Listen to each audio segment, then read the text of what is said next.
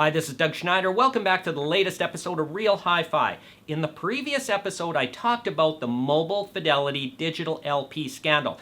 And an interesting question came out of that. Someone asked, why when I'm listening to LPs, do they often sound more dynamic than their digital counterparts? And that's something I want to address. First, let's talk about dynamic range. It's the ratio between the largest and smallest signals. In music listening, think of it as how loud something is versus how quiet something is. When something has wide dynamic range, the loud stuff is really loud relative to the quiet stuff, and when you have limited dynamic range, the loud and quiet stuff all kind of comes together.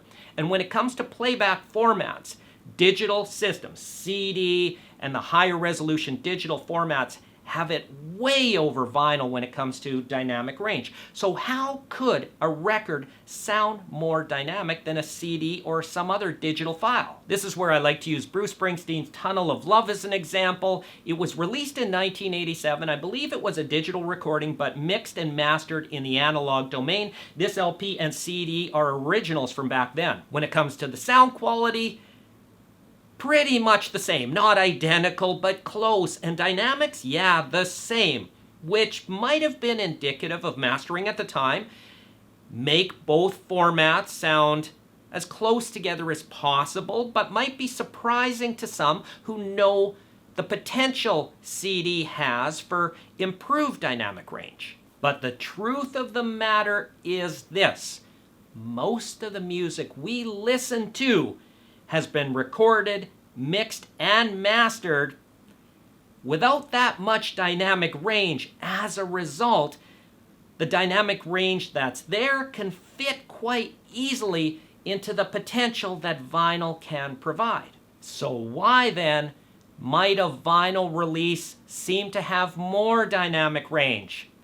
More often than not, it's been mastered to have more dynamic range than the digital counterpart or counterparts. And that might seem surprising given all the dynamic range potential that digital has. So why in the world would they do that? Now, I'm not an expert on this, and I invite anyone who is an expert to put comments below. But I have learned a little bit from the mastering engineers I know, and it mostly comes down to when they're mastering for vinyl, they know you're going to be listening at home. You're not going to be taking that record out for a walk or in your car. You're going to be listening to it on a home stereo in a pretty big room with pretty big speakers and a good-sized amplifier. Equipment that can exploit some dynamic range. And so they give the LP all the dynamic range they can because they kind of know the environment it will be listened to. When it comes to digital, on the other hand, that could be used anywhere, in your car, over headphones. When you're out walking or have a boom box, it gets played everywhere. As a result, the mastering engineers don't know the environment you're in and are kind of mastering for all these environments for it to sound good enough in a broad range of situations. And unfortunately, that means a lot of times not as much dynamic range. In a car, for example, you don't want a lot of dynamic range. You don't want the loud stuff really loud and the quiet stuff really quiet because you can't hear that quiet stuff. And when you turn it up, that loud stuff is going to be too loud. You want it all kind of compressed towards the middle. But at home, it's a different story. You want those dynamics in general. But unfortunately, digital is everywhere, so a compromise is what comes out. Is there a solution to this? Yeah.